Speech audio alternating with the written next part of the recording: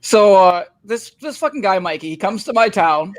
He's like 20 minutes from me. I actually came downtown, even stayed at a hotel.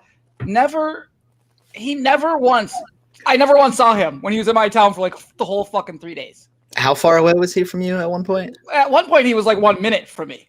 What a dick. So here's the deal. DJ's referring to me, obviously, there. And he's been blaming me kind of all week, but I want to tell you right now why it's 100% DJ's fault. So what happened was I got back to the hotel room, and I'm like, oh, I've got some time. I'll call DJ and see if we can meet up. My phone's dead, and we have no charger. So I'm like, you know what? I'll use the hotel phone. But I'm like, oh, shit, I can't look up his number. So I'm like, well, you know what? Every single hotel has a phone book. Guess who's not listed in the phone book? DJ. So it's 100% your fault. And speaking of a phone book, Mikey, do you even know what a phone book is? I didn't even know they fucking made those anymore. I've never had to use listed one in of a those. phone book. Oh my Let's God. get loaded because this is the Loaded Box Podcast. Where we never finish first because we finish last. Do people still use those? Like, do they still get in them? Wait. Slow down, Mikey. This is the Loaded Box Podcast. And to answer Mikey's question, actually to follow up onto what Mikey's answer is here, he's saying no. But since Mikey, you're quite a bit younger than DJ and myself, and that's relatively speaking, you're not that much younger. I want the God's honest truth here. Have you ever been in a situation where you've had to use a phone book? Mikey? No. He's thinking for you audio only people. Only. I don't think so. Wait, am I breaking up or are you breaking up? Because one of us is breaking up. Oh, you know what? We're breaking up because I'm on a landline because I had to call you it's bad. using my phone book. That's probably what it was. Yeah, I can tell Ben's just delayed right now. It's really throwing everything off. DJ, just kick him out. Just kick him out. Hey, DJ, why don't you preview the episode then? Oh, fuck. I don't like to be put on the spot like this. I think you're good, Ben. I think you're good now.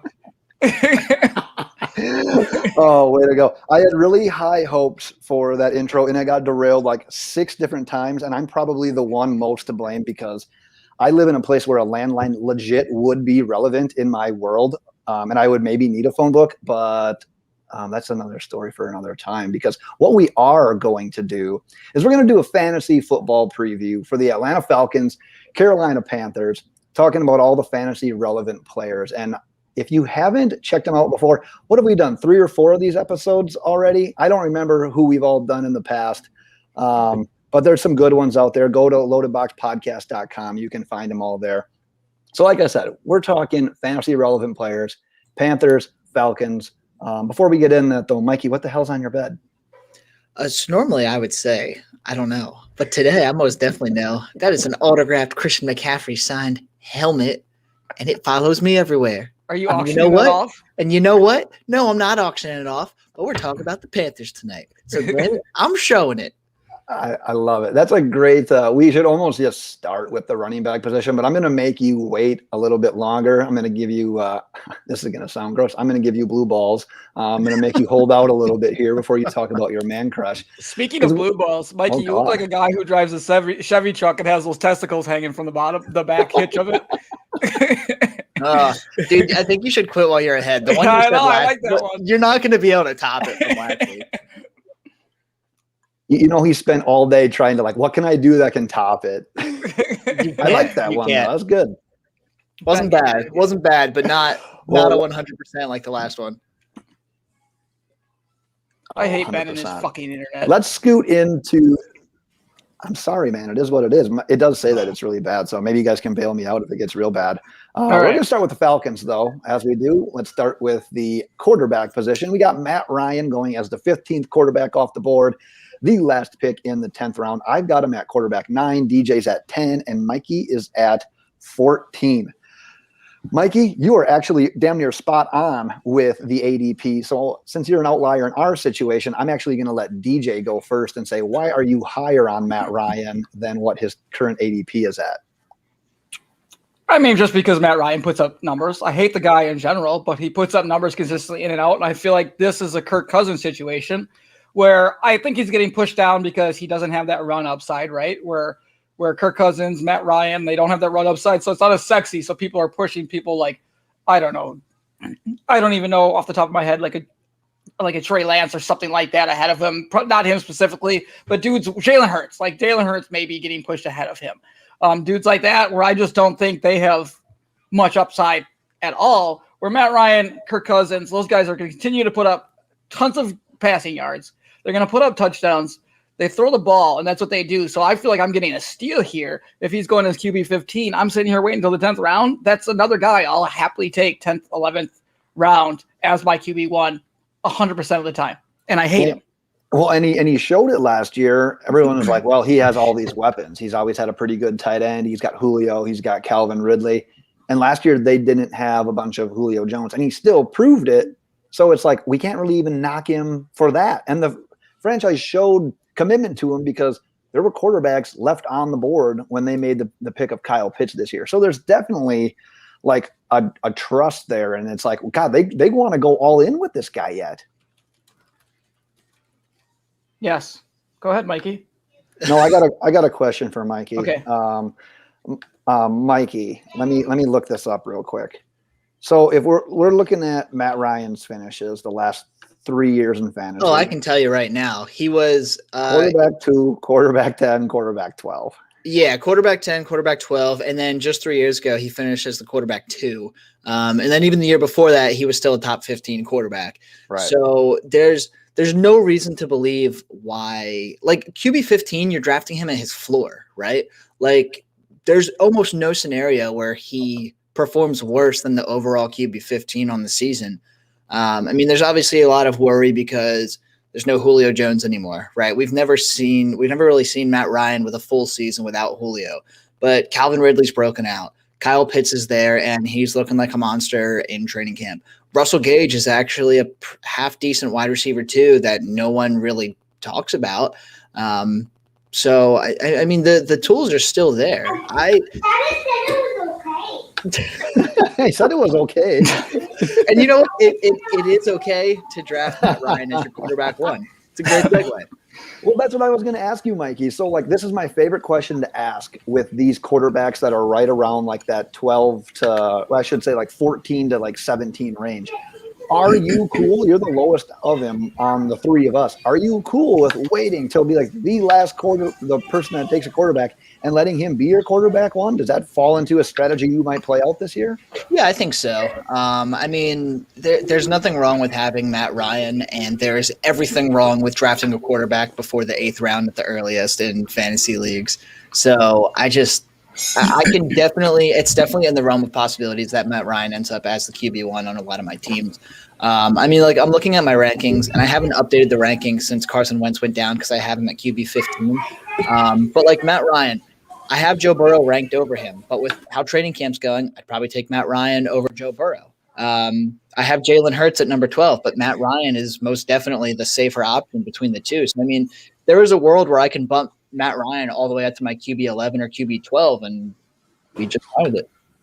I want to ask you both this question. When you go into a redraft and it's a 16-person, or I'm sorry, a 12-person league, 16 rounds, is it your strategy to just draft one quarterback and then you'll play the waivers and see what happens, or are you going to try to roster 2 quarterbacks right away in the draft? DJ, you can go first. Yeah, I usually go back to back or like 2 rounds separate because that's just like my strategy. I try to get 2 guys that I like, one consistent guy like a Matt Ryan or a Kirk Cousins that I know is going to put up numbers, and one guy I can like take a risk on. Like I stumbled into Justin Herbert last year, or somebody like that I want to try to grab that I think Hurts or something like that has that upside with the running upside that may just bust. But at least I know I have that consistent quarterback that can easily finish inside, that will finish inside the top 12 and could finish inside like the top 7. So I try to get that consistent guy and then guy with a big potential upside, and I get them like close to each other. What about you, Mikey? I do the exact same thing. I mean, DJ and I don't agree on a lot of things when it comes to fantasy, but this is the one thing that we've agreed on pretty much ever since we met each other online whenever the fuck that was. That was on Grindr, right? I think so. It might have been, but we've developed hair a is longer. beautiful friendship. Beautiful friendship. I do the exact same thing. If I'm going to go out and get a guy like Matt Ryan, or we talked about him a couple episodes ago, Matt Stafford, or someone who's not a sexy pick, or even a Kirk Cousins potentially, someone who's not a sexy pick but can keep my team afloat, putting up low end QB1 numbers at least every single week, and then I will turn around and I'll get a high upside guy like a Jalen Hurts, or like this year I will be taking Trey Lance or Justin Fields. We've talked about them. So it's just I completely agree with the tactic, because I'm never going to be one that I'm never going to have a Pat Mahomes or a Lamar Jackson or Josh Allen on my team this year. It's just not going to happen. Yep. Agree with all that. Let's transition to running back. The Falcons have one running back that's currently fantasy relevant in redraft. It's Mike Davis. We saw him play. Mikey saw him a lot more than most of us, because he played for the Panthers for a significant portion of the season last year. Currently going as the 28th running back off the board, kind of the middle of the 6th round. I've got him 24th. DJ's 33rd, and Mikey is 26th. Mikey, I said that you've seen probably the most of him over the last year or so. Is this a running back that you're saying, well, it's only the 6th round, I probably already have 2, 3, potentially even 4 running backs? Is this a guy that you're rostering at that ADP, or is it just not worth it, because Falcons running backs, quite honestly, haven't really been all that great the last couple of years in fantasy? Middle of the 6th round, I'm probably pulling the trigger on Mike Davis, because at this point he's either my RB3 or my flex option. And I mean, no one expected much from him last year when he was filling in for Christian McCaffrey. I mean, granted, a lot of his upside comes from the PPR game, but and the fact that he was not competing with anyone. He's not really competing with anyone. Yeah, that's kind of the case now. It's like, he's not competing with anyone in Atlanta. Exactly. Right. So I think Ben keeps lagging a bit. I have no problem with taking him in the 6th round like this. Oh, thank you so much. We got Cheez-Its, everybody. Wow. Unbelievable. That was warp speed. What do you live right next to a grocery store? Yeah, there's a grocery store like 5 minutes away. It's beautiful. Unbelievable. So Mike Davis, I'm perfectly fine with it, because these two offenses, I know that they're different, but they're also kind of similar when you look at Carolina versus Atlanta, what they have versus what Carolina has. I don't think it's going to be a big adjustment for Mike Davis. And I mean, I see nothing wrong with taking him in the middle of the 6th round. DJ, let's hypothetically say you're on the clock here in the 6th round and you're looking for a running back. I'm just going to go straight down the ADP. We'll say Mike Davis is best available. Mike Davis, Darrell Henderson, Travis Etienne, Chase Edmonds. Obviously not the sexiest names. I mean, Travis Etienne's a bit sexy, but we know that he's splitting time with another guy that's in that same tier there with James Robinson. So obviously there's not the biggest competition, especially when it comes to touches there. He's probably going to be the one that gets the most touches of those guys, but he just doesn't feel all that sexy. So you're on the clock. Those are your options. Are you pulling the trigger on him? No, I mean, more likely with my strategy, I'm probably already have 3 running backs at that point, hopefully 3 viable running backs at that point. So I'm not even looking for an RB3, but if I do, I'm seeing Javonte Williams on that board. I'm probably grabbing him, hopefully having 2 or 3 running backs. I just like the upside better. Obviously, I'm obsessed with Javonte Williams. So I'm going to take him a little earlier than what he's going. So that would be the point that I grab him over Mike Davis. I mean, he doesn't get me excited. Falcons run game doesn't get me excited. He was in the right spot, I think, with Carolina. There's nothing about that Falcons offensive run game that just puts me over the moon. So I think at that point, I'm, again, with my strategy personally, I'm already hopefully having a 3rd running back. But if I'm not, I'm still going Javonte Williams if this is my 3rd guy. So I like the upside of Javonte better than I do of Mike Davis at this point, even though he's splitting time with potentially Melvin Gordon. Melvin Gordon doesn't do it for me. I think he's on his way out of the NFL, and I don't think he's going to see as much time as we think he's going to. Mike Davis does feel like a fairly, like, if you look at the people with similar ADPs, he feels like the safe guy. But it makes me think of like, sorry, I'm stealing it, but like a Jay Ajayi or Jordan Howard like 3-4 years ago. And I don't want that. Yeah. Yeah, I mean, it feels safe, but at the same time, I tend to agree with you. It's like I almost love the unknown with Javonte Williams over a guy like Mike Davis. Because yeah, Javonte could come in and just be that next phenom rookie running back. And you're spending a 6th rounder on Mike Davis, who, as Mikey alluded to, you might not even need to start him every week. And if you do start him, he's probably just going to get you that healthy 10 points that you're probably looking for, 10 to 12 points. And with no PPR, well, maybe some PPR upside. Maybe a little bit, yeah. But Javonte Williams, there's the unknown is more just attractive to me at that position. So I would probably side with DJ there. And the only other thing I agreed with DJ as well. I'm like Mikey now. I'm just agreeing with DJ on everything. If my strategy plays out, I'm probably not targeting a running back in this spot. I don't want one of these guys. I'm probably going to try to get a pretty good receiver at this spot that has so much more boom potential than a guy like Mike Davis. So that's where I fall on it. You got anything to add, Mikey? I was just going to say, not to stroke DJ's ego a little bit more, but I completely agree. In the 6th round this year, I'm probably not looking for running backs, because if you're smart in a year where receivers are probably the deepest that I can remember in fantasy football, unless someone ridiculous falls to you in the first 3 rounds, there's almost no reason not to go running back. Seriously. Yeah. Are you drafting Michael Thomas anywhere in the whole world?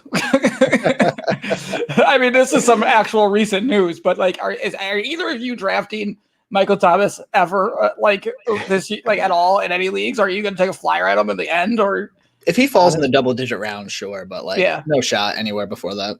And when we were discussing, when I was talking about which teams we should do next, I've been keeping them in a division, and I thought right away we should do the Saints. But I'm like, there's question marks at quarterback. There's question marks with Michael Thomas. Dude, it's Alvin Kamara, and that's it.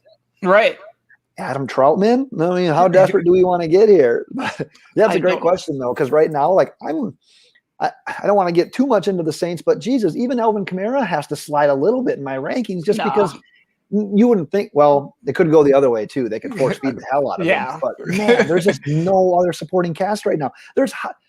We're getting notifications about Marquez Callaway. They're gonna need fucking what's his dick, Taysom Hill to play skill positions. So true.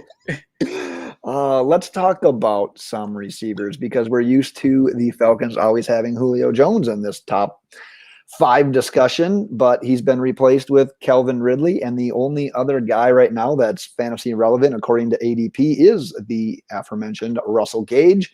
Calvin Ridley going as the 5th wide receiver. That's the 8th pick in the 2nd round. Russell Gage essentially going at the tail end of your drafts. I guess I'm the highest of them. I'm right on his ADP. I'm wide receiver 5. DJ is wide receiver 8. Mikey is wide receiver 9. Before we went on the air today, we put out a Twitter poll, and I'm just going to, in real time, check the results, because I asked, at your current ADP, would you rather have Calvin Ridley or Kyle Pitts? And the results came back very heavily for Calvin Ridley at 75% at the 208. And I can get behind that, but what scares me a little bit about taking Calvin Ridley that high, even though I have him ranked that high, and I can justify it. What scares me is he's always that receiver that seems to be questionable. He's always got that little bit of a nick up that scares you as a fantasy owner. The whole, like Mikey said, the whole Julio Jones thing, it hasn't been a full season without him. I know he's put up great numbers without Julio, but that's still in your mind. You want to get a full season of that. And it's also, how does Kyle Pitts factor into this? How do all these other wide receivers factor into this? How do defensive coordinators react to Calvin Ridley when he is 100% the guy? Where you could potentially be taking that running back at the 208 spot, solidifying your running back position, and still getting a wide receiver that maybe he doesn't finish quite as high as Calvin Ridley, but the receiver that you get in replace of Calvin Ridley a round or 2 later is going to put up more fantasy points than that running back that you would have got had you have waited an extra round or 2 for running back. So that's my only beef with Calvin Ridley. It's just this sheer strategy of, I kind of want to wait for a wide receiver. So I can justify taking him as the 5th receiver off the board. I would in some leagues, but that's my only hesitation. You guys are ranked about the same feelings on him here. I think we all kind of have the same draft strategy going into this. But do any of you guys have any qualms with this ADP, or are you 100% pulling the trigger? DJ, I'll let you start. Well, I think Julio Jones has a little bit to do with it, but I also have noticed with Calvin Ridley in these 2 years is like he'll start off hot, or he'll have a hot period right towards the beginning, and then he'll kind of like taper off a little bit, and he'll be consistent, but it won't be anything that's like going to be a guy who wins you like your week or your league. And I think if I'm going that early for a wide receiver, I want a guy that's like that's I'm confident is going to continually on a consistent basis win me my week. Like I want a guy who's going to have that 20-point game a week, where I feel as I'm just like glancing at his numbers last year. And of course he goes off immediately 24-2, but then you've got, I think he was injured, but you got 11 points, 13 points, 12 points, 4 points, and 14 points after that. Like that's not a guy I want drafting. That's that early. I don't feel like. So there's my hesitations with Julio leaving. Again, I want to see how that pans out, but Kyle Pitts does replace, I think, a little bit of that void, especially things I do think Kyle Pitts will kind of go off immediately. I do think he's kind of that talent, but I don't know. I don't want to take that risk with that guy that early when running back is such a premium position. I don't care about the points at like in a comparison to running back to wide receiver. It's the premium position of running back. It's such a big drop off after a certain point. I want to get my shots in at running back immediately. So, Ben, do you have the ADP in front of you? Like, what are the closest running backs to Calvin Ridley right now? Oh, give me a second. Because I will say, Calvin Ridley at 208, when you first said that, I was like, damn, that seems like a really good deal, like getting him all the way at 208. But you do have to, stay cognizant on which running backs are still there and everything like that. And then, DJ, to your point, I mean, Calvin Ridley, like, he's awesome. But you're right. There's only a handful of winning weeks that he's had. And like, sure, like in PPR leagues, he was consistently over like 14 or 15 points, which is always awesome. You always want to have a reliable guy like that. But I mean, taking him 208 kind of seems a little rich. Plus Kyle Pitts, for all we know, Kyle Pitts could be the red zone monster. And he should be in Atlanta this year. And last year, I mean, Julio Jones has never historically reeled in a shit ton of touchdowns. Right. He's had like maybe 2 seasons ever where he saw any sort of significant touchdowns. That was Calvin Ridley last year. He had 9 touchdowns, which is awesome. But what happens when they're going to be doing 2 tight end sets a lot this year, like whether people realize it or not? Like Hayden Hurst and Kyle Pitts are probably their second and third best options on that team. So they're going to get both of them involved. So Calvin Ridley's touchdown upside is definitely limited this year, I think. Yeah, the running backs in that area, we're looking at like Najee Harris, Joe Mixon, Clyde Edwards-Helaire, J.K. Dobbins, and then like David Montgomery. We're looking at that tier of running backs. I'm taking, with the exception of J.K. Dobbins, I'm taking every single one of them over Calvin Ridley here. 100%. Without question. And even J.K. Dobbins, I'm going to hesitate. At the end of the day, I'm still taking Ridley over him by a slim margin just because I'm not a massive fan of Dobbins because Gus Edwards is there and Gus Edwards is pretty damn good. But yeah, it's so hard to go receiver this early. I mean, we were just saying there's almost no reason why you shouldn't go running back, and 208 for Calvin Ridley. I don't think that's any exception. Since we're pumping each other up here, I'd rather have Allen Robinson, to Mikey's points, as my number 1 wide receiver than taking Calvin Ridley at that spot in the end of the third, beginning of the fourth, or whatever it is. So I think I can get just as much production out of that guy, especially if Justin Fields is quarterback. Do you think and I think this might relate to DJ more than Mikey, but maybe some of your hesitation with Calvin Ridley is the body type? Because it's not like he's too small. He's not like Devontae Smith small by any means. Like, he's a good size guy. But like, look at some of these receivers. Like, he doesn't scream alpha like Devontae Adams, DeAndre Hopkins, DK Metcalf, AJ Brown, Justin Jefferson. These are dudes that can make plays with their route running, with their speed, go up and get it.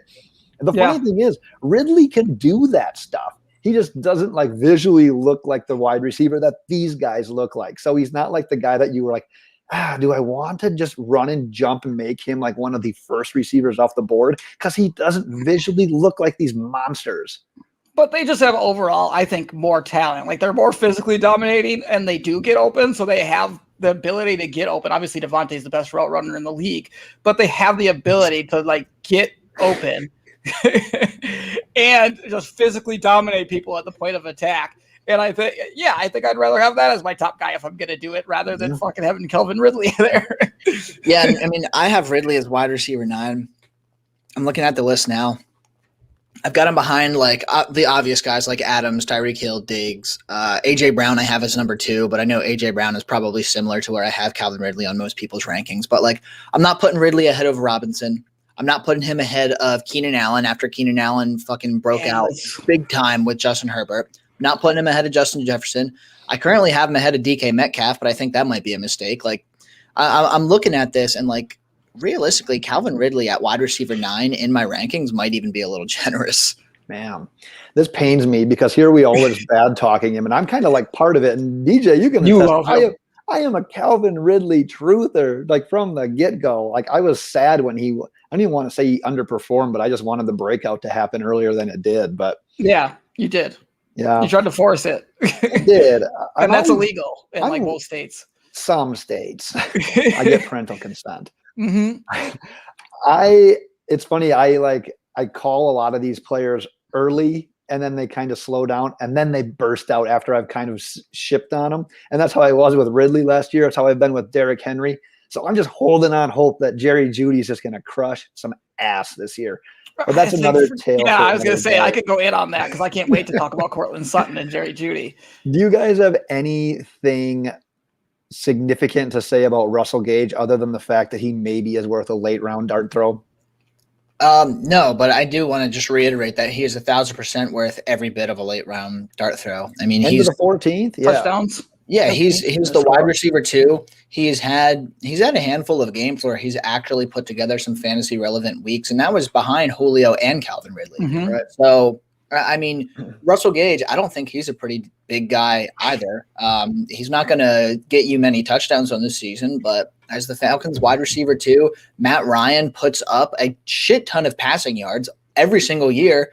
Russell Gage he'll get his. I mean, there's a very good possibility that he has the second most yards on this team this year. Probably not, but I mean, like, there's, Kyle Pitts. I think he definitely has more yards than Kyle Pitts this year. Oh God, I am a believer that Kyle Pitts is just going to line up everywhere and just fucking tear it up. Like I think the hype might be okay. We'll lead with you then, DJ, because when you look at the tight end position, like the guys that are being taken in those first like 2 to 3 rounds are your Kelsey, your Kittle, your Darren Waller, and then like that next wave is Kyle Pitts, Mark Andrews, TJ Hawkinson.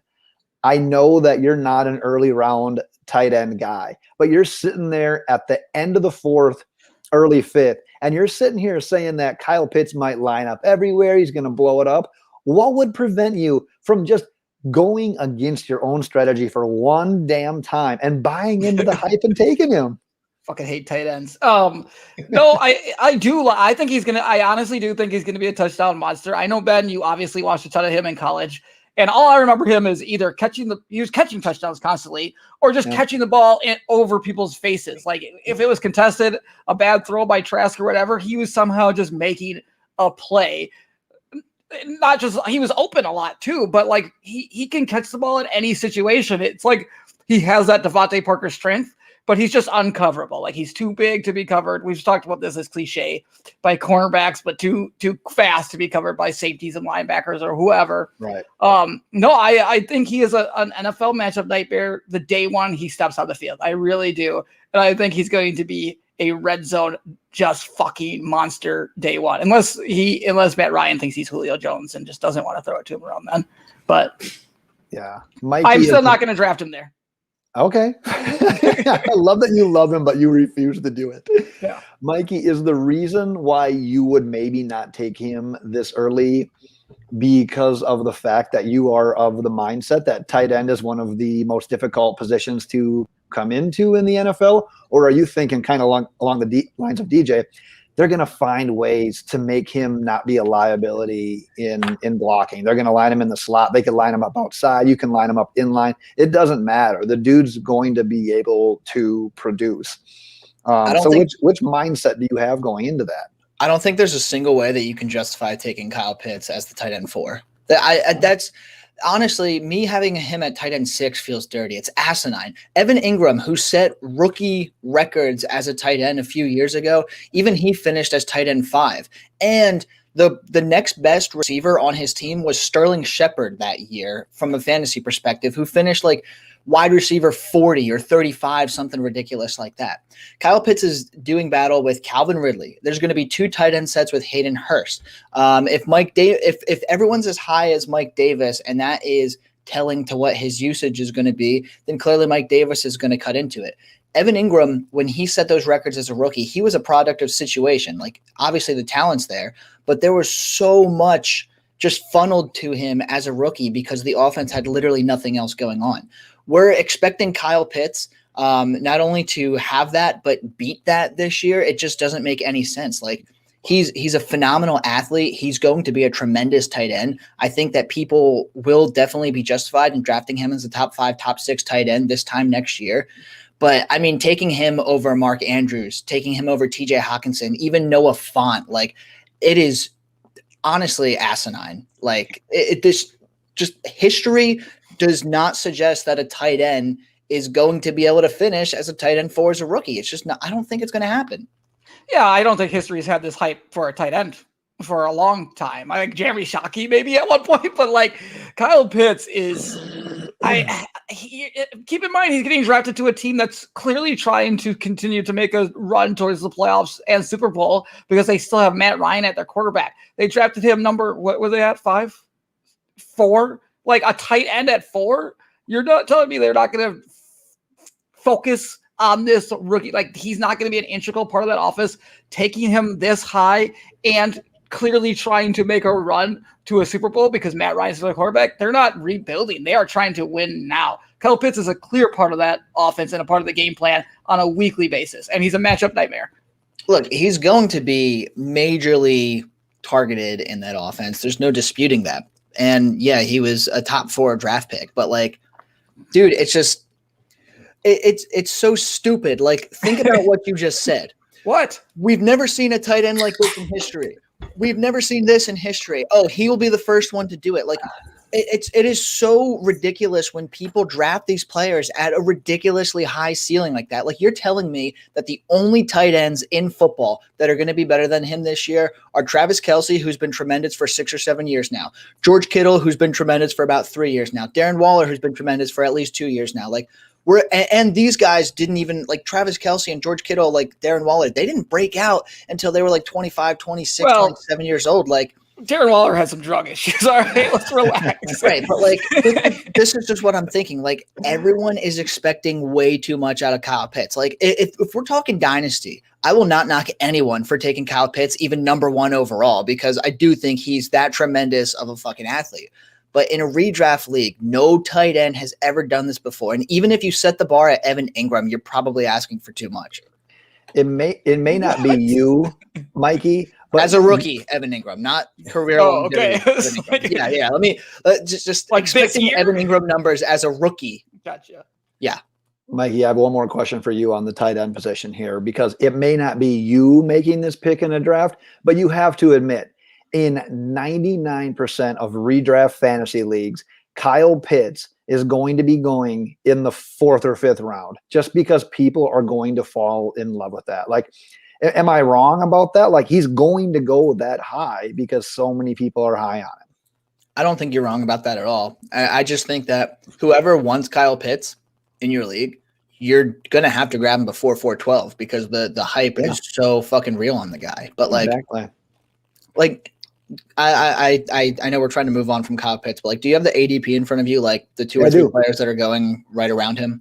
Yeah, because it's that tier. It's the top 3 guys, and then it's Pitts at 48 overall, Andrews at 51 overall, and Hawk at 53 overall. Like, that's your next tier, because then you don't have a tight end coming off until 77 overall. Yeah, you're just not going to have any of those tight ends because you're like, probably get one of the top 3 guys, or you're going to get tight end. Otherwise, you're going to start picking it up at Tyler Higbee, Robert Tonyan. No, seriously. Like, I'm probably not going to be a part of that tight end group in redraft leagues. Like, it's what I've done every single year is I wait unless I can get a George Kittle or Travis Kelce early on because they fall into my lap, whatever. I've always been the type of person. I just do extra research on tight ends and I draft 2 tight ends. I know you're not supposed to draft 2 tight ends, but I draft 2 tight ends Both Late of them ones. who I think are just going to go out, and one of them is going to break out. Because I mention this every single week when we talk about the tight end position. The difference between the tight end 8 and the difference between the tight end 16 is less than 10 points on the season. Like, just get high upside guys if you're not going to get one of the elite guys. What I do is I usually listen to Mikey and say I'll give him this and grab one of those guys that he thinks is going to be one of those tight ends to break out. Mark Andrews is an example. I did draft him.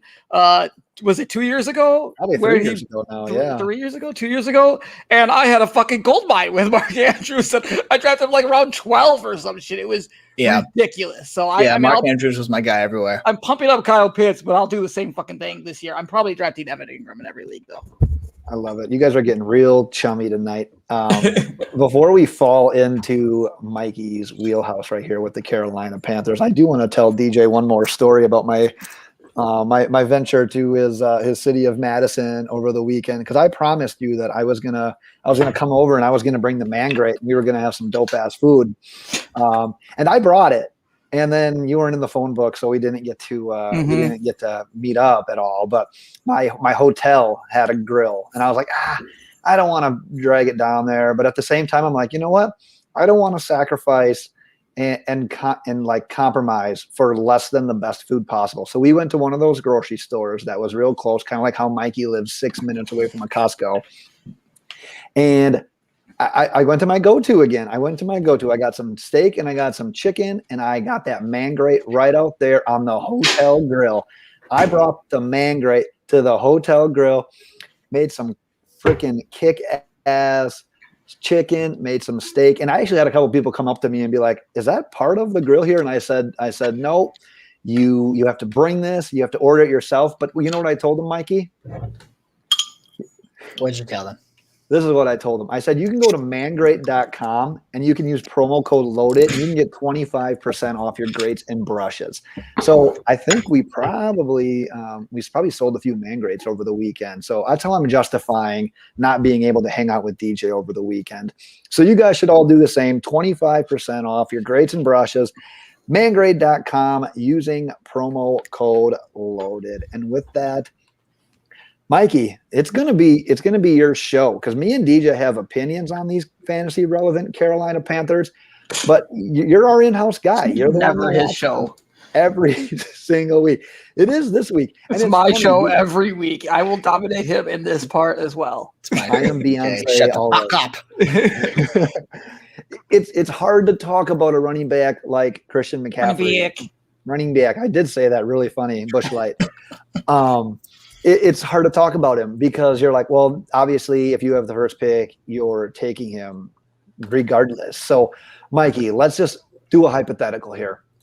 Half point and full point PPR, he's obviously going number one. Is there any possible way that if you're still playing in a standard league, is there any single person that you're taking over Christian McCaffrey, or are you sticking to your guns and making him your number one overall pick in standard leagues as well? No, he's the number one in every format. And the reason why is because, Derrick Henry's going to put up more rushing yards, right? Like, there's no disputing that. But McCaffrey's going to have more scrimmage yards than arguably any running back in the entire league. He also has the most touchdown upside because he is heavily used in the passing game just as much as he's used in the red zone. Plus, he's obviously no stranger to breaking off those long 50 or 60-yard touchdowns. Like, he seemingly has 2 or 3 of those every single year. I can't see a single scenario where you're not taking him 101. I mean, I did see something on Twitter today where it was like, is Christian McCaffrey the first person coming off of like a season-long injury where we're still just so confidently taking him at the 101 this upcoming year? And it still makes sense to me to be taking him 101 because it's like, it's not a lingering issue. He's been marked perfectly fine. He probably could have came back at the end of the last season, but it was – I mean, there were so many weeks, like 13 through 16, where it was like, will he, won't he? And everyone was like, well, they're just going to hold him off anyway. So he's been healthy for almost, I don't want to say a full year, but he's been healthy for like 10 months by now. So I'm not too worried about it. Right. And I think you're onto something there. And I think part of the reason why he is like that consensus 101 everywhere you go, it's because, well, who the hell are you going to take over him? There's other good running backs. You got Dalvin Cook, you got Derrick Henry, you've got Kamara. But are you really going to pass on a guy that's how many, you probably know, how many balls does he catch a year? I mean, Kamara catches 80 a year. CMC's catching that for sure. Oh, no doubt. I'm pretty sure Christian McCaffrey had over 100 receptions. Let's see His here. last healthy season, I'm assuming. Yeah, he had, okay, so 2019, 116, 2018, 107, 2017 as a rookie when he was behind Jonathan Stewart on the depth wide chart, receiver that year. had 80 receptions. Yeah. So no, perfect. It's just insane. Like I said, there's not really much you can hate on this besides the fact that he's coming back from injury. But honestly, like you said, Mike, he's had plenty of time to get healthy. DJ, do you have any feelings that contradict what we've said? I think the only person I would allow someone to make an argument for over Christian, I said allow somebody, is Alvin Kamara. That's it. That's like the only guy in my mindset that I think I would allow someone to try to make an argument for over Christian McCaffrey. But yeah, no, I mean he's the RB1. What did it say? Aaron Jones, baby. Yeah, McCaffrey too.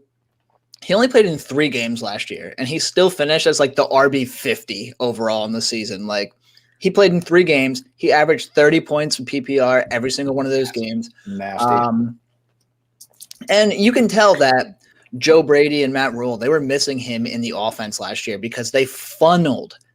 Despite having DJ Moore, Robbie Anderson breaking out, and even Curtis Samuel, all 3 of those guys were top 25 fantasy wide receivers in PPR leagues last year.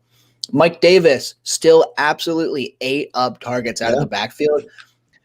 At the very least, Christian McCaffrey is a lock to get his targets and probably an additional, I would say 10 to 15 on top of that. And I'm pretty sure Mike Davis had like 80 targets last year. So we can expect Christian McCaffrey to be targeted over 100 times yet again. And he's going to have every single running opportunity because the only running back behind him on the depth chart is Chuba Hubbard and Chuba.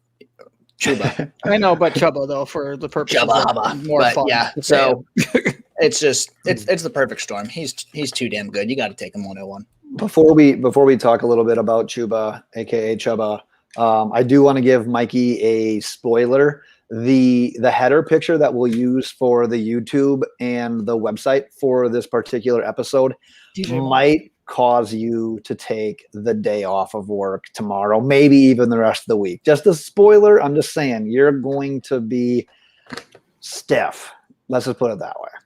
But I do want to talk about I do want to talk about Hubbard for a second because pre-draft, when we didn't know where he was going to go, I told DJ that I don't think Chuba Hubbard is meant to be an NFL team's running back 1. I think he is meant to be a very good RB2 for a team. And my perfect situation for him was the New Orleans Saints. I wanted him to play behind Kamara. Honestly, if I'd have thought it through as well, Carolina and being the number 2 behind McCaffrey, when he was drafted there, I was like, oh, shit. And then I thought about it. I'm like, no way. That is a perfect scenario. So I am higher on him than you guys are. I have him as my running back 56. So it's not like I'm going crazy to get him, and I don't think he's going to be making waves. We're talking about one of the last running backs that you're even going to see taken in redraft. But over the long haul, I love this fit, and where a lot of people are saying, oh, he's going to be a bust in the NFL. He sucked that last year at Oklahoma State. Like, it kind of exposed him a little bit. This is a dream scenario. Here in New Orleans was perfect, and I think – and I'm curious to see what Mikey has to say about this because he's been following the team this offseason closer than I have. That's 100% sure.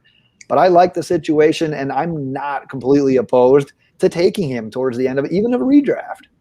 Yeah, I mean, there is technically a training camp battle going on for the RB2 right now, which it's going to belong to Chuba. They just can't go out and hand it to a rookie. I mean, we have no one else on the roster. That's literally what they do to running backs. Well, they're not going to do it. They hand it to them. Well, either way, he's going to take it. But I think you can definitely justify taking him this late or taking him late in your drafts. I will say the only reason why I think he's as high as RB50 in the ADP is just because people are like, oh, well, if McCaffrey gets hurt, I have the bona fide running back, and we saw what Mike Davis did and everything like that. Chuba's never going to offer the amount of upside that Mike Davis did in the unlikely event, or the unfortunate event, I should say, that Christian McCaffrey were to go down, because Chuba can't fucking catch the ball to save his life, which does worry me a little bit if we ever see him slotted in, because this offense, they funnel targets to their running backs, and I don't think that's something that Chuba can necessarily handle. The upside's there. I think they are going to take away some of McCaffrey's rushing attempts this year, and I wouldn't be surprised to see them give Chuba maybe up to like 50 rushing attempts on the year. But still, I mean, realistically, when are you ever going to start him? At this point, like, right. Realistically, the only reason why I would draft Chuba is if I either already have Christian McCaffrey or I'm just taking a super stash banking on McCaffrey going down. And Chuba is going to be the first guy you drop off of your roster in that case scenario by like the second or third week. That's true. If let's say you do have the number 1 overall pick and you take McCaffrey, are you prioritizing Hubbard as that handcuff because you don't want to get into a fab war later in the season if he does go down? Nah, I'm not too worried about it at that point because like he's not going to, like I said, he doesn't offer the same amount of upside that we saw with Mike Davis by any stretch of the imagination because of the whole PPR aspect. Mike Davis was a veteran running back, so he was more than capable of coming in and taking the workload that Christian McCaffrey had. Chuba Hubbard, I mean, he'd be splitting time at the very best. So I'm not going out of my way to grab him. Admittedly, if I do have McCaffrey, maybe I'll reach like at the beginning of the 13th round or maybe even the end of the 12th round, but I'm not going much past that 1305 range. Fair enough. DJ, do you have anything you'd like to add on, as you pronounce him, Chuba Hubbard? No, not really. I mean, with a guy who's behind Christian McCaffrey, it doesn't mean anything to me. I will say though, from a dynasty standpoint, how wild is it that if Chuba had declared for the draft last year, he probably would have been like a top 5 pick in so many drafts. And this year, like you couldn't even see him before like the end of the second, early third. Yeah. If the Steelers would have drafted him last year and he came out, he would easily be a high pick for sure. And that's kind of where I wanted him to go. But obviously they were going to take, we all knew they were going to take a running back early, which ended up being Najee Harris this year. Yeah, absolutely. Let's go to the Panthers wide receivers because they have 2 that are currently fantasy relevant according to ADP. Kind of similar. DJ Moore going as the 23rd receiver off the board. Robbie Anderson going as the 34th wide receiver off the board. DJ, I need to let you go first on this one because I've got an interesting question for Mikey because he's a lot higher on Robbie Anderson than both you and I are. However, Mikey is the in-house Panther homer, as his dad would call him. Like he's the Panthers nut. But here you are with DJ Moore as your wide receiver 7, whereas me and Mikey have him at 19 and 17.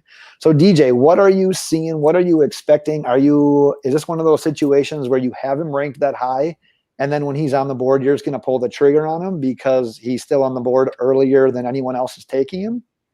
Yeah, absolutely. I've been, I don't know what it is, but I always find a wide receiver I think is going to just try to find a wide receiver I think is going to pop off. There's always one, again, they're all pretty close, but I think one outside like the top 12 that finishes inside the top 7 that you can get for a steal. For a half point PPR at PPR, I think I think he's going to, is it his 3rd year, Mikey, or what year are we in for DJ Moore? 4th year? Probably 3rd or 4th at this point. I just think he's about to have, like, he's already been really fucking good for the years that he's played. And I think he's about to take a whole nother level. And I felt like he's been gradually building that up. And I think he's going to be a fucking PPR monster. Again, the touchdowns aren't going to be out of control crazy, but I just have this gut feeling that he's just been on the cusp of just a monster season. And I think it's right now. I think it's just a monster PPR, bajillion receptions, maybe a couple more touchdowns than usual, and he's just going to be a PPR monster. And I want every piece of DJ Moore. I don't even have stats to like back it up at this point. It's just like it's the eye test. Yeah, it's just it seems like when he does come on the screen on red zone or whatever. I mean, he's running fucking wide open. Like I just think he's one of the more uncoverable guys that people don't know about. Like he's just consistently open. he's a tremendous receiver, and when he has the ball in his hands, he might as well be a running back. Dirty, yeah. Like he is fantastic at the game of football. So I mean, I would love to put him over wide receiver 17 and honestly get him as close to wide receiver 7 as possible because there's a lot of realm of possibilities. So I'm going to give you the pros and cons with DJ Moore. The biggest con is the obvious one, and that's Sam Darnold, right? Like Sam Darnold has never had a massive statistical year. I don't think he's ever had over even 3,500 passing yards, which is definitely problematic because we just saw all 3 of the Panthers receivers from last year finish in the top 25 of their position. So saying that DJ Moore is going to be, a top 10 receiver this year really comes down to, well, how much do we trust Sam Darnold, right? Yeah, I think that's part of it as well for me. So that's the one red flag. The second red flag is that DJ Moore doesn't catch touchdowns, right? Like he has played in every single game except for 2 since he's been in the league over the last 3 seasons. He's only scored 10 touchdowns, 2 his rookie year, 4 his sophomore season, and 4 last year. I would like to say that there's going to be some positive regression or progression, as we like to call it. But I really don't think he's going to see more than, I would like to see him have more than 4 touchdowns, but I can't ever imagine him going past 6. Like if Christian McCaffrey's healthy, he's a red zone monster. Apparently, Dan Arnold, who Ben rudely did not include in today's episode, so I'm going to have to talk about him. Apparently, Dan Arnold is having a hell of a rapport, a hell of a training camp with Sam Darnold, who is going to be a touchdown monster. Terrace Marshall is going to be playing the slot, and he is honestly a dark horse to lead the Carolina receivers in touchdowns this year because he's so big bodied and Joe Brady knows how to use him. The thing that we're really banking on with DJ Moore is his yards. And over the last 2 years, he's had just short of 1,200 yards in each of those years. Despite seeing he only had 66 catches last year on 115 targets. The coaching staff wants to get him more involved. They know that it's absolutely criminal with how little they used him over the first half of the season last year. And you can look at his stats and you can tell that it got better in the second half. So I do think that he will be the top rated wide receiver to own in Carolina. I don't think it's going to be Robbie Anderson. But there's just the lack of touchdown upside and Sam Darnold being there. Those are the big things that keep me having DJ Moore at wide receiver 17. DJ, he is your perfect example as to why you should go running back, running back, running back, Kyle Pitts. No, it'd probably be Allen Robinson, then DJ Moore. Or just another wide receiver. Yeah, but that's the perfect example, right? Because you're going to get the way you rank him, you're getting so much more return at him at this value than any running back that you could sniff at this point. I mean, I feel like I have my 3rd, 4th, and 5th round picked up at this point. I've got David Montgomery, DJ Moore, and Allen Robinson. I'm good to go. Well, and the other cool thing is like wide receiver 23. This is DJ Moore's floor. Like there's no scenario where he doesn't finish as at least a low end wide receiver 2 on the season. He's consistent as all hell. Like getting him at wide receiver 23 is a monumental steal because he does have top 10 upside, and there's no way that he finishes outside of the top. So like DK Metcalf was the guy for me. It's just last year. It's just a guy who I think is I can see it. Like I consider myself somebody who can see a good football player predict a breakout year. I do think I'm good at that. I don't give a fuck what you say, Ben. I think DJ Moore is just there. And I do think this is what I was going to talk about, but Sam Darnold does have the talent. I think he has the talent. He's just waiting for it to be unleashed. He played for the fucking Jets and Adam Gase, for Christ's sake. He needed a new fresh start. Sam Darnold has the talent. I do think he's a good quarterback, a quarterback who should be a starter in this NFL. And I do think he's going to bring up the offense. I just think I for some reason I have this gut feeling it's going to be like he's just going to feed the shit out of him. I think I said this before, like Brandon Marshall and Jay Cutler type of shit, where he's just going to give him the ball. And I do see the 4 to 6 touchdown range. Again, not too crazy, but I imagine he'll be in there. But the yards, I think, are just going to put it over the top, and the receptions. Yeah, I think he's going to set career bests in both receptions and yards this year, and touchdowns. I mean, 4 touchdowns isn't really hard to beat. So yeah. Mikey, it's not that your ADP for Robbie Anderson is like crazy higher, or your ranking for Robbie Anderson is crazy high compared to his ADP. But why do you value him more than the rest of fantasy football drafters right now? I mean, Robbie Anderson, he finished as a top 20 receiver last year, right? So you're getting him at wide receiver 34, a low end wide receiver 3. There's already plenty of upside just between those two things, right?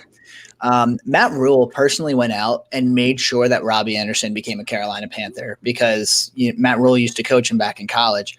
And this is an offense where Matt Rule wants Robbie Anderson heavily involved. Sam Darnold, the only reliable receiver that Sam Darnold had over the last 4 years, or with the exception of last year, is Robbie Anderson. Like, there's already a rapport there, and apparently they picked up exactly where they left off. Spider haircut. Yes.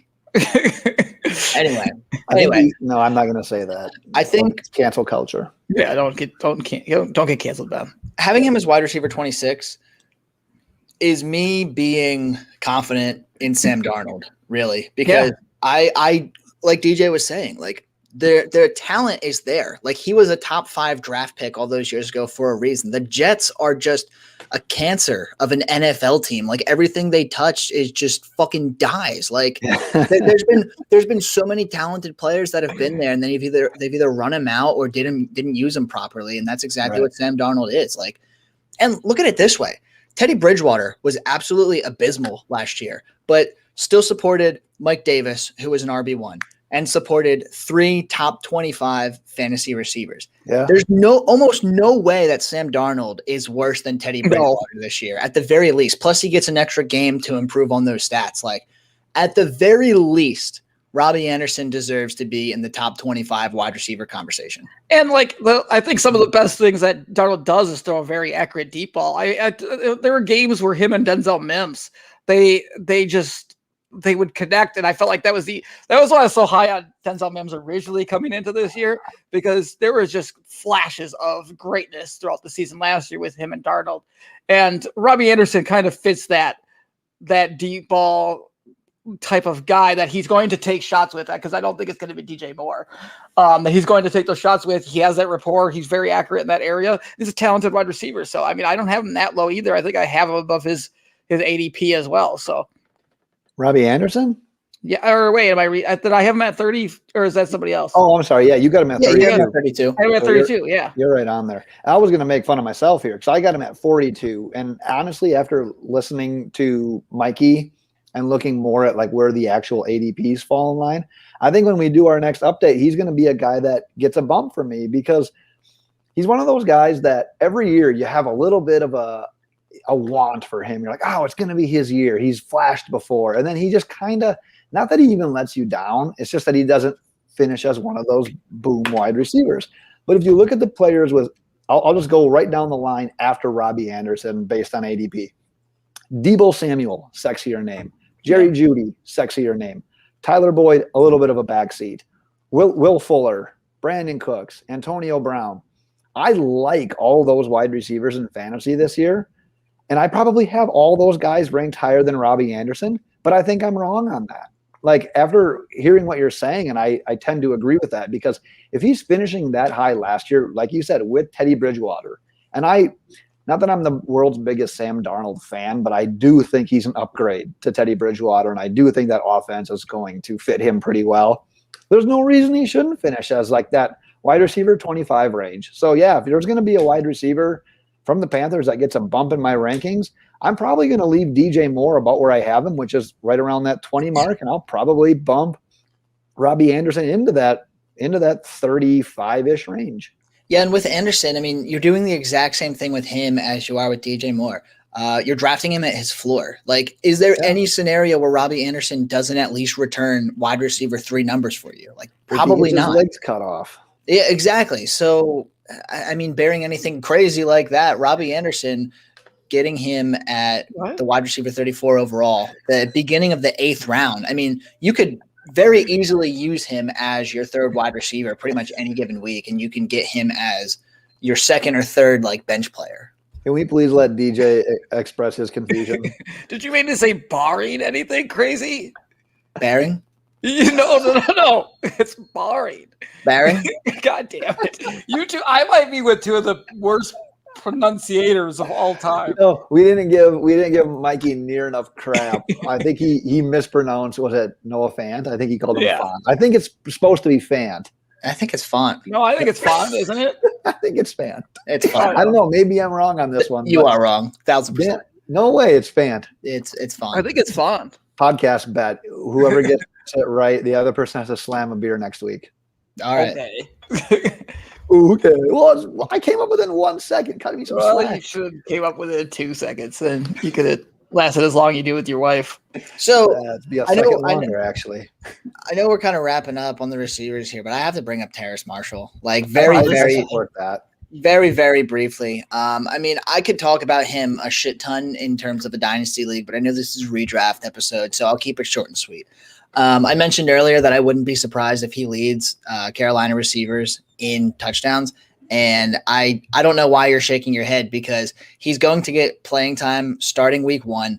DJ Moore doesn't score more than 4 touchdowns ever. Robbie Anderson, I'm pretty sure, only had 5 or 6 last year. Like, if Sam Darnold even throws 20 touchdowns, there's still another 12 or 13 to go around somewhere. We haven't utilized the tight end position since Greg Olsen left a few years ago. Like, Terrace Marshall is the only like really big-bodied, super physical guy on that team right now outside of Dan Arnold. Like, what about Shi Smith? Shut the fuck up. I mean, and the biggest thing is, and maybe I'm putting like too much emphasis on this, is that Terrace Marshall, when he tore it up in LSU with Jamar Chase and Justin Jefferson, he had Joe Brady as an offensive coordinator. Like, he's going to come in, and Joe Brady, like, one of the biggest issues with rookies coming into the NFL is that not only do they need to learn the offense, but the coaches need to learn how to deploy these guys. And Joe Brady knows exactly what to do with Terrace Marshall, and he's going to do it week 1. Yeah, and Mikey, don't let DJ, and I'm going to say a word here that DJ is just going to get pissed about, and I'm going to do it on purpose. Mikey, don't let DJ deter you from hyping up Terrace Marshall, because his ADP right now is wide receiver 79. I just looked at our latest rankings. You and I, dude, you're reading my diary again. We both have him as wide receiver 45. You and I are making him draftable in redraft leagues. It's these other idiots playing fantasy football that are keeping him in that low 70s, upper 80s. Yeah, I agree. So, DJ, you're shaking your head. Who's this year's Justin Jefferson? Because apparently you can call that every year. Oh, no, I don't. I thought Justin Jefferson was unbelievably special. I didn't think there was any Justin Jeffersons before Justin Jefferson. I was just really high on him. Well, you called DK Metcalf a couple years ago, right? So who's your call this year? In general? Yeah. It's DJ Moore. I already talked about it. No, rookie receiver. Oh, I mean, I can't say anybody that everybody wouldn't say. I really do think Jamar Chase is going to be a fucking monster. So, like, it's not even – that one's not fun. I don't think there's a guy in this class that's going to surprise you as a rookie wide receiver who's going to go off besides, like, a Jamar Chase. I don't think Devontae Smith is going to be that guy. I don't think Jalen Waddle is going to be that guy at all. And I just don't think – it's that rookie overhype thing. I know you're excited. He's a young, exciting wide receiver, but you are getting Christian McCaffrey back. I understand the Mike Davis thing, but I don't know. Curtis Samuel has such a different role than like a Deebo Samuel type role where he was used so many different ways. Terrace Marshall just isn't going to put up monster or draftable redraft fantasy numbers this year. He's just not. I don't know. I think you can do a hell of a lot worse than him at the end of your draft. Agreed. He's just not. Like, at the end of the draft, like, you're just going for those guys that have extremely high upside. And why was he 45? He's not going to finish inside. He's not going to finish that high. He just really isn't. No. Can't wait to get All right. Okay. Well, the same way that Mikey's lady went and got some Cheez-Its, my lady's got to go to the store and get me some more Busch Light because I ran out tonight. So with that, check us out. I got to get upstairs. You're right. You have one more. There's always one more in the back of the fridge that I missed. I don't find it till I'm super desperate. Check us out on Twitter at LoadedBox. Website's loadedboxpodcast.com. All of our episodes, our articles, our redraft and dynasty fantasy rankings, everything is there. Next episode, we'll be doing the same thing, but with 2 more teams, maybe even the Packers, since Aaron Rodgers has his situation figured out. So maybe we just appeased Mikey. Maybe we'll appease DJ next week. We're available. Were we repeating the past? We didn't do the Packers yet. We didn't do the Packers yet. Oh, I thought we did for some reason. No, I suggested it, and Ben insisted that we waited for you. Yeah. Oh, the Aaron Rodgers thing. Yeah. Okay. You're right. Oh, yeah. Oh, but if you can't make it next week, maybe Mikey and I will. Yeah, we'll have to do different teams. We'll see how it goes. Maybe not. I don't think I'll make it if it's Tuesday. We'll cross that bridge when we get there. Until then, subscribe, rate, review. Go ahead and send us out. Bye.